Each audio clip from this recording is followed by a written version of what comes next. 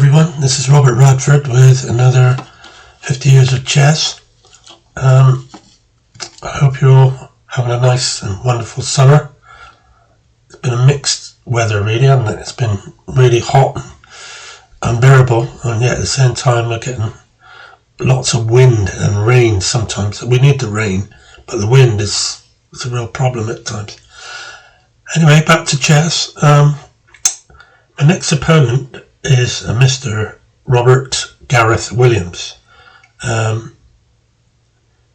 game we played against each other was in the Frome Major on the May 18th, 2018. I was playing the white pieces.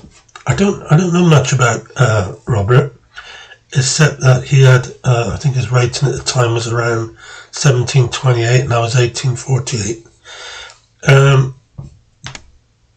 But I was playing white and I opened with e4 and Robert played e6, d4, d5, so we're going into French.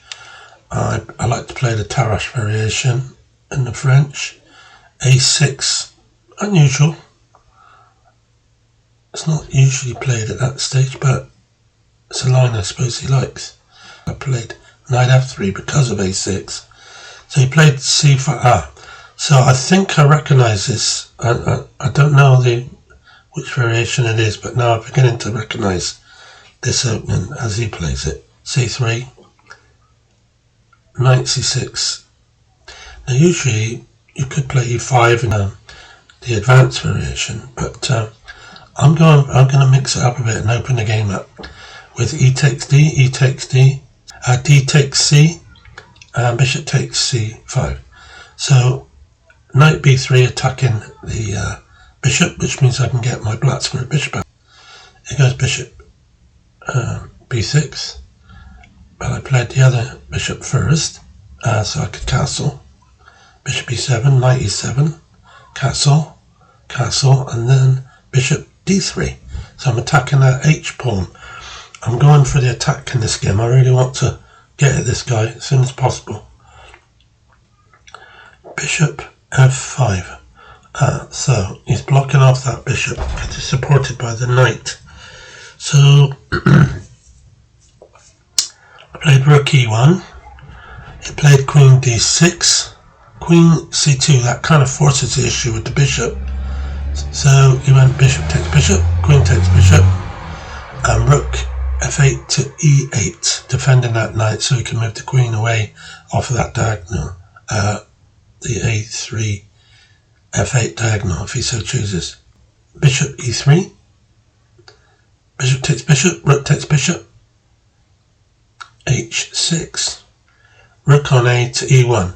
So as you can see, I've quickly developed all my pieces. I've got a double rook attack down on this on the e-file, and I'm just ahead a little bit. If you look at the bar on the right, you'll see that the white is just over the red line. So he played b5, and I've gone into d4 with my knight. Knight takes knight, knight takes knight. So he can't move his knight at the moment, it's pinned, which is great. So he's gone back queen d7, queen e2. Now this looks as though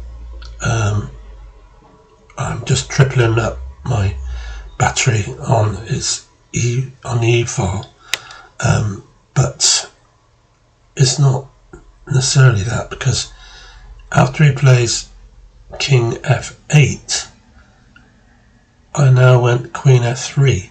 So this is what the plan is. I'm getting my queen over to his king side, and I want to support it with my knight and try and get in over there. So now he's gone back to g8, king f1, to make sure I've got my rook on the back rank covered. Now he's brought his other rook across. So it looks even, but it's not actually. I've got a bit of an advantage here. The bar on the right suggests that I'm doing quite well. h3, queen c7. I don't think he's got anywhere particular to go. I think he just wants to make room for the rook to come up to d7. So now I'm offering a knight swap, which he can't take because a rook takes rook. So he can't take knight takes knight because a rook takes rook check. Rook takes rook takes rook check. King h7. Queen takes knight check. g6 and queen to f6. And that's just about it because I've got a mate in the corner which he can't stop. Rook d7. Now I'm going for checkmate with queen g4. Again, he can't block it with his knight on g6 because a rook takes rook. So this is a real problem for him. His only move is g6, which is what he played. And now I play knight takes pawn check. And he's gone to f8 to protect that knight so that he can move the rook on e over and give his king somewhere to run if he gets cornered. And now I just do a little creeping motion with my queen, just come up one square. Doesn't always have to be queen flying around all over the board. It's just little subtle moves that get you into where you want to go. Now we should have played king g7 there, but had he had done, of course, I've got real good chances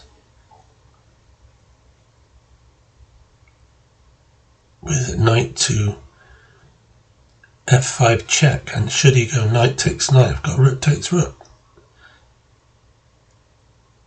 So he's played his rook on e8 to d8. This is to give himself yet another square for his king if he tries to escape. Now I just go on queen g6. So that's all it was. Queen to g5, then to f6, queen to f6, and I've got him. He can't do anything.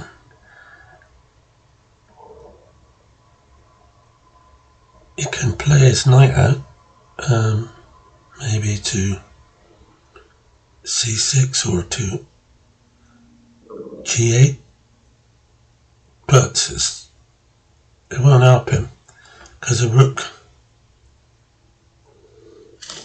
can play to f6, whatever, and it's in a lot of bother here. Would that help? I don't think so. Because of queen h8, it's going to be mate. So no, there's nothing he can do. So he resigned, and that was the end of the game with R.G.Williams in the Frome Congress, played on May 18th, 2018.